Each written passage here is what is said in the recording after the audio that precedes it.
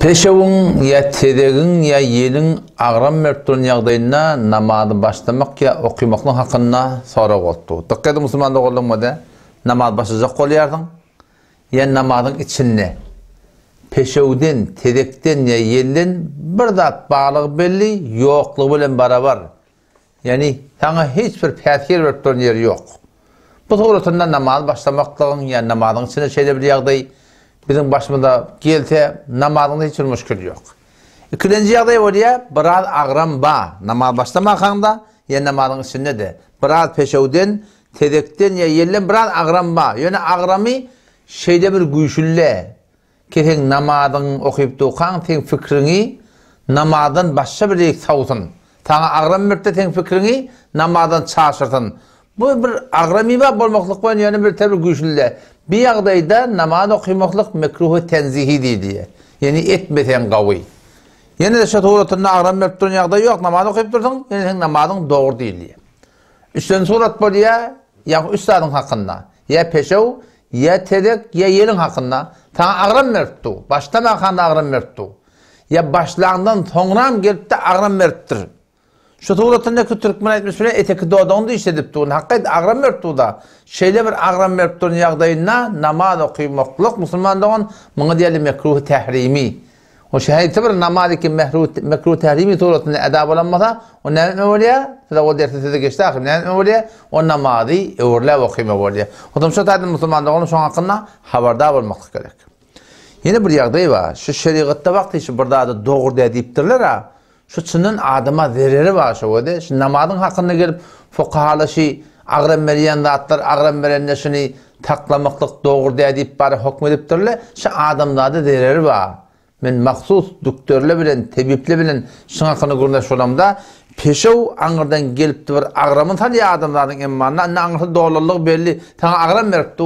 Şu ağram veriptirin yağdayına gidip şunu boşaltmasan nemet diye. Şu peşev cayın diye ököleye diye. Narahat boluyor diye. Kotpa denem iyide çekiliyor. Peşev kotpa sonra iyide çekiliyor.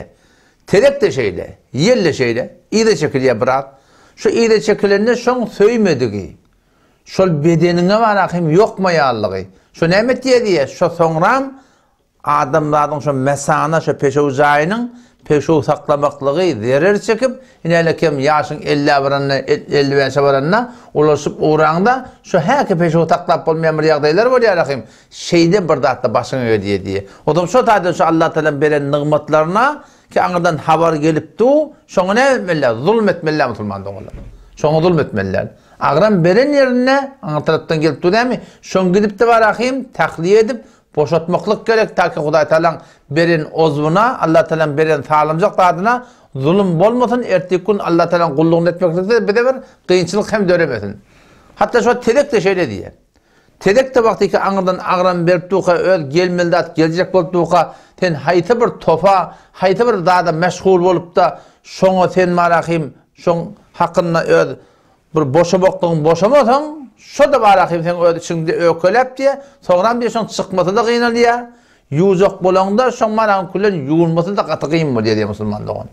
O yerin de hakkında şeyle. Şu tayda Müslüman doğullum. Şu da atları ki Allah Tebarek ve Teala bizim içimizde, bizim etimizde, bizim etimiz, içimiz kepleye şu. Bizim dilimiz kepleyişi yalak, o da kepleye bir de. Yani onun kepleyişi bir de park ettiği Müslüman doğun. Şu anırdan gelip durun daha değil, şu gediyen yoluna savupta var akım Huday Teala'nın öbür ulukamır ihsanın aşağı insana, şu insana değer verecek daha şu da nemet türlü bilen haber verip durdu Müslüman doğun. Otam şu peşev olsun, otam şu tedek olsun, otam şu yel olsun manakım, şunu evvelki fırsatta, avvalki yağdayında ne etmekler Müslüman doğun şunu boşaltmaklık gerek. Yonu boşaltmaklık nemet diye, yani ökölep de var akım, öd yağdayından düşüyor diye toğram.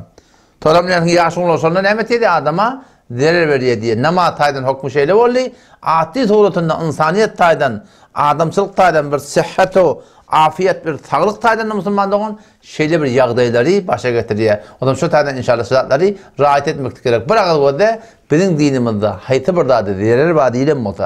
Güne diyelim mi? Sen şu bil, şu sen malına, canına set derse sönünen mi? Değerler var Müslüman doğun.